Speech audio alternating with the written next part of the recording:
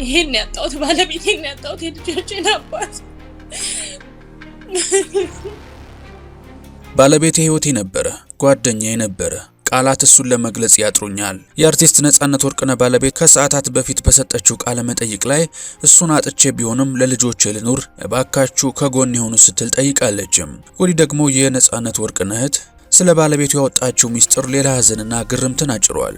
የነጻነት ባለቤት ያለችበት የተወሳሰበ የጤና ሁኔታና ስለተነሳባት ጥያቄ የሰጠችውን አንጀት የሚበላ ምላሽና ተማጽኖ እንዲሁም የልጆቹን ሕክምና በተመለከተ መረጃውን በዚህ ቪዲዮ ወደ እናንተ ልናደርስ ተገናኝተናል። ከእናንተ የሚጠበቀው ጥንቅራችንን ላይክ እያደረጋችሁ አብራችሁን ጥቂት መቆየት ነው።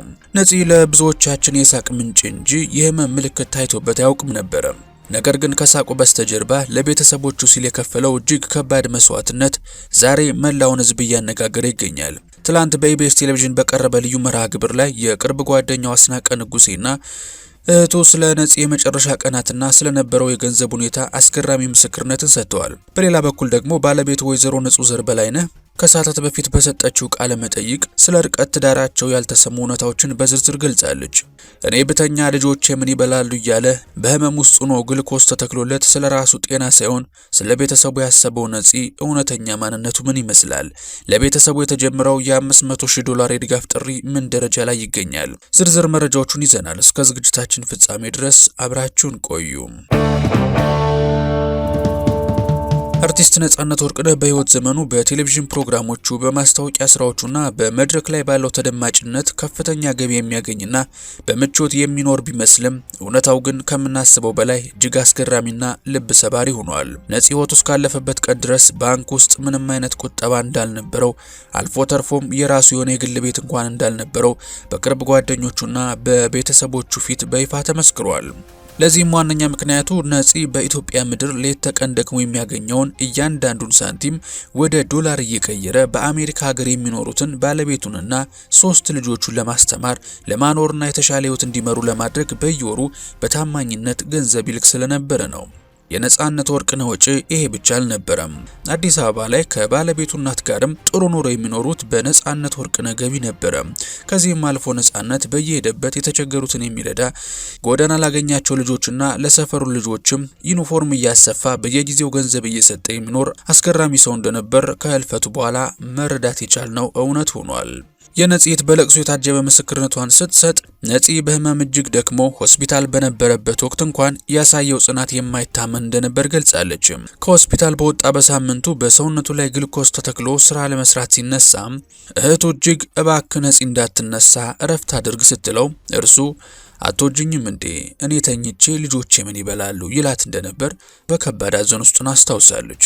ዶክተሮቹ በጽኑ ታመሃል፣ ፍጹም ረፍት ያስፈልጋል እያሉት እርሱ ግን የታመመ ሰውነቱንና የዛለ ትከሻውን እየጎተተ ለልጆቹ ብሩህ ተስፋና ለቤተሰቡ ደህንነት ሲል በየመድረኩና በየስቱዲዮው ይለፋ ነበር። ከዚህም በላይ ነፂ ለቤተሰቡ ብቻ ሳይሆን ለማያውቀውም ሰው ጭምር እጅግ ሩህሩህ ነበር። ኪሱ ውስጥ ያለውን የመጨረሻ ሳንቲም ለተራበና ለተቸገረ ሰው ሰጥቶ የሚጨርሰው ነፂ በጓደኛው አስናቀ ንጉሴ ያገላለጽ ተንቀሳቃሽ የመርጃ ድርጅት ነበር ይለዋል። ምንም እንኳን እንደ ተቋም ቢሮና ሰራተኛ ባይኖረውም በሄደበት ቦታ ሁሉ ችግረኞችን የሚያይበት አይንና የሚረዳበት እጅ ነበረው።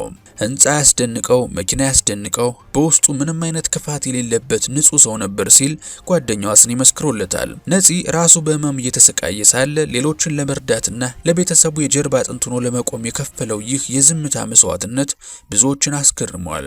ከሰዓታት በፊት ለመጀመሪያ ጊዜ ወደ ሚዲያ ቀርባ ምስክርነቷን የሰጠችው የአርቲስት ነጻነት ወርቅነህ ባለቤት ወይዘሮ ንጹህ ዘር በላይነህ ሁኔታውን ገና እንዳልተቀበለችውና ነፂ አሁንም ቢሆን በድንገት ብቅ እንደሚል በጉጉት እንደምትጠብቀው በእንባ ሆና ተናግራለች። ባለቤቴ ህይወቴ ነበረ፣ ጓደኛዬ ነበረ፣ ቃላት እሱን ለመግለጽ ያጥሩኛል ስትል የተናገረችው ወይዘሮ ንጹህ ዘር ነፂ ለኢትዮጵያ ህዝብ የቁም ነገርና የሳቅ ምንጭና የህዝብ ልጅ ቢሆንም ለኔ ግን የኔ ብቻ ነበረ በማለት ሐዘኗንም ባየተናነቃት የገለጸችበት መንገድ እጅግ ልብ ሰባሪ ነበረ። ንጹህ ዘር ያጣችው የትዳር አጋሯን ብቻ ሳይሆን የሶስት ልጆቿን አባትና የመላ ህይወቷን መሪ መሆኑን ስትገልጽ ገና በስነ ስርዓቱ እንኳን አልተሰናበትኩትም፣ ብቻዬን አላገኘሁትም በማለት በውስጡ ያለውን ጥልቅ ሐዘን አጋርታለች። ጥንዶቹ የርቀት ትዳርን የመረጡት በአጋጣሚ ሳይሆን ልጆቻቸው በአሜሪካን ሀገር የተሻለ የትምህርት ዕድል እንዲያገኙና ነገ ላይ በየትኛውም የዓለም ክፍል ሰርተው እንዲለወጡ በጋራ ባሳለፉት ውሳኔ መሆኑን ተናግራለች። ንጹህ ዘር እንደገለጸችው ነፂ በአካል ኢትዮጵያ ይሁን እንጂ በየደቂቃው ስለ ልጆቹ ትንንሽ ጉዳዮች፣ ስለ ጤናቸውና ስለ ትምህርታቸው እንኳን ሳይቀር በስልክ እየተመካከሩ አብረው ነበር ያሳደጓቸው። ብቻዬን በአካል እዚህ ሆንኩ እንጂ አንድ ላይ ነበር ያሳደግናቸው፣ ተለያይተን ምንም ነገር አድርገን አናውቅም ስትል የነጻነትን የአባትነትና ቤተሰብ ውስጥ ያለውን ቦታ መስክራለች። ከእናቱ ጋር አብሮ የቀረበው ልጃቸው መሐሎን ነጻነትም አባቱ ለእርሱ ምርጥ አርአያና ሁሌም የሚያስታውሰው መልካም ሰው እንደነበር በሐዘን ገልጿል። ንጹህ ዘር አክላም ብዙ ሰዎች ስለ ነፂ የተለያዩ አስተያየቶችን ቢሰጡም ይህ ሁሉ የመነጨው ለእርሱ ካላቸው ጥልቅ ፍቅርና ክብር እንደሆነም እንደምትረዳ ገልጻለች። አሁን የቀረኝ ትልቁ ዓላማ ልጆችን በሰላም ማሳደግ ነው። እሱን አጥቼም ቢሆን ለልጆቼ ልኖር፣ እባካችሁ ከጎኔ ሆኑ ስትል ትጠይቃለች። የባለቤቴን ስም አናጥፋው፣ ነፍሱን እናሳርፈው፣ ይብቃ በማለት ንግግሯን የደመደመችው ንጹህ ዘር ባለቤቷን በክብር ለመሸኘትና የጀመሩትን የልጆች ማሳደግ አደራ ለመወጣት የሁሉንም ኢትዮጵያዊ ድጋፍና ጸሎት እንደምትሻ አሳውቃለች። የአርቲስት ነጻነት ወርቅነህ ነፂ ድንገተኛ ህልፈት ለኢትዮጵያ ኪነ ጥበብ ትልቅ ኪሳራ ቢሆንም ለቤተሰቦቹ ግን ከሀዘኑ በስተጀርባ እጅግ ከባድ የሆነ የኑሮና የጤና ፈተና ይዞ መጥቷል። የነፂት በለቅሶ የታጀበ ምስክርነቷን ስትሰጥ የነፂ ባለቤት ወይዘሮ ንጹህ ዘር በላይነህ በአሁኑ ወቅት በጽኑ የጤና ችግር ላይ እንደምትገኝ ገልጻለች። ንጹህ ዘር የስኳርና የልብ ህመም ተጠቂ ከመሆኗም በላይ ገና በልጅነቷ እግሯ ላይ በገባ ብረት ምክንያት በአሜሪካን ሀገር ረጅም ሰዓት ቆሞ ለመስራትና ራሷን ለመርዳት አቅሙ እንደሌላት ተነግሯል።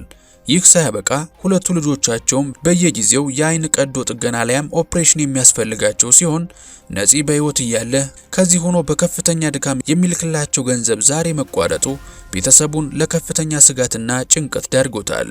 ነገሩን ከባድ የሚያደርገው አሜሪካን ሀገር ላይ ምንም ዋጋ የሌላትን $1000 ለመላክ እንኳን በትንሹ የኢትዮጵያ 150 ሺህ ብር ያስፈልጋል ማለት ነው።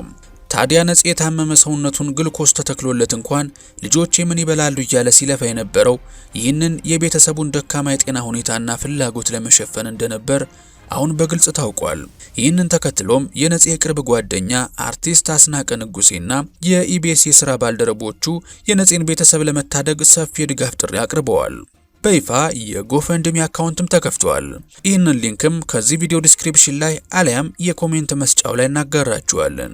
ለባለቤቱና ለሶስት ልጆቹ ቋሚ መተዳደሪያ እንዲሆን የታለመ $500,000 የጎፈንድሚ ዘመቻ የተጀመረ ሲሆን ምንም እንኳን በማህበራዊ ሚዲያ ላይ መጠኑ ይበዛል፣ ለኪነ ጥበብ ትምህርት ቤቶች ቢውል ይሻላል የሚሉ አስተያየቶች ቢሰሙም የነፂ ጓደኞች ግን ቤተሰቡ ያለበትን የጤና ችግርና ልጆቹ በአሜሪካ የሚኖሩበትን የኑሮ ውድነት ግምት ውስጥ በማስገባት የልጆቹ ትምህርት ሳይቋረጥ እንዲቀጥልና ባለቤቱ ሕክምናዋን እንድታገኝ ይህ መጠን አስፈላጊ መሆኑን በጽኑ አስረድተዋል።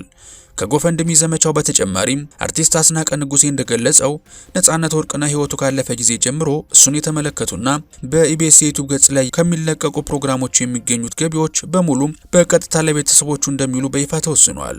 እንዲሁም የፊታችን የካቲት ወር በሚከበረው የነጻነት ወርቅነህ የልደት ቀን እሱን በታላቅ ክብር የሚያስብና ለቤተሰቦቹ ተጨማሪ ገቢ የሚያሰባስብ ልዩ የክብር መርሃ ግብር በጓደኞቹና በቤተሰቦቹ አዘጋጅነት ይካሄዳል። መላው ህዝብም እንደ ቀድሞ ፍቅሩን በተግባር እንዲያሳይና ለነፂ ቤተሰቦች የጀርባ አጥንት እንዲሆን ጥሪ ቀርቧል። የምንወዳችሁ የቻናላችን ቤተሰቦች በዛሬው ዝግጅታችን የታዋቂው አርቲስት ነጻነት ወርቅነህን ከህልፈቱ በኋላ የወጡ መረጃዎችንና የቤተሰቦቹን ወቅታዊ ሁኔታ ተመልክተናል። አርቲስቱ በህይወት ዘመኑ ያፈራው ቁሳዊ ሀብት ሳይሆን በብዙዎች ዘንድ የሚጠቀስለት መልካም ስምና የደግነት ታሪክ መሆኑን በተለይም በህመም ውስጥ ሆኖ ለቤተሰቦቹ ሲል ያሳየው ጽናት የአርቲስቱን የግል መስዋዕትነት የሚያሳይ ሆኖ አልፏል። በአሁኑ ወቅት የሁላችንም ትኩረት የሚያስፈልገው የቀረበው የድጋፍ ጥሪ ላይ ነው። ባለቤቱ ወይዘሮ ንጹህ ዘር በላይነህ ለምንጊዜ ሚዲያ በሰጠችው ቃለ መጠይቅ የባለቤቷን ስም በማክበር ነፍሱን እንድናሳርፍና ከጎኗ እንድንቆም ጥሪዋን አስተላልፋለች። ባለቤቱ ባለባት የጤና እክልና ልጆቹ በሚፈልጉት የአይን ሕክምና ምክንያት ቤተሰቡ በአሁኑ ወቅት የገንዘብና የሞራል ድጋፍ እንደሚያስፈልገው በይፋ ተገልጿል። የአርቲስት ነጻነት ወርቅነህ ነፍስ በሰላም ትረፍ። ለባለቤቱ፣ ለልጆቹ፣ ለእህቱና ለቅርብ ወዳጆቹ ሁሉ መጽናናትን እየተመኘን እናንተም የምንወዳችሁ ይህን መረጃ ለሌሎች በማጋራት እንዲሁም በጎፈንድሚውና በተጠቀሱት አማራጮች አቅማችን የፈቀደውን ድጋፍ በማድረግ የበኩላችንን አስተዋጽኦ እንድናደርግ እያሳሰብን ዝግጅቱን እስከ መጨረሻው ስለተከታተላችሁን ላቅ ያለ ምስጋና እንጀባ እያልኳችሁ በቀጣይ በተሻለ ቪዲዮ እስከምንገናኝ ሰላማችሁ ብዝት ይበልልኝ። ቸር ቆዩልኝ።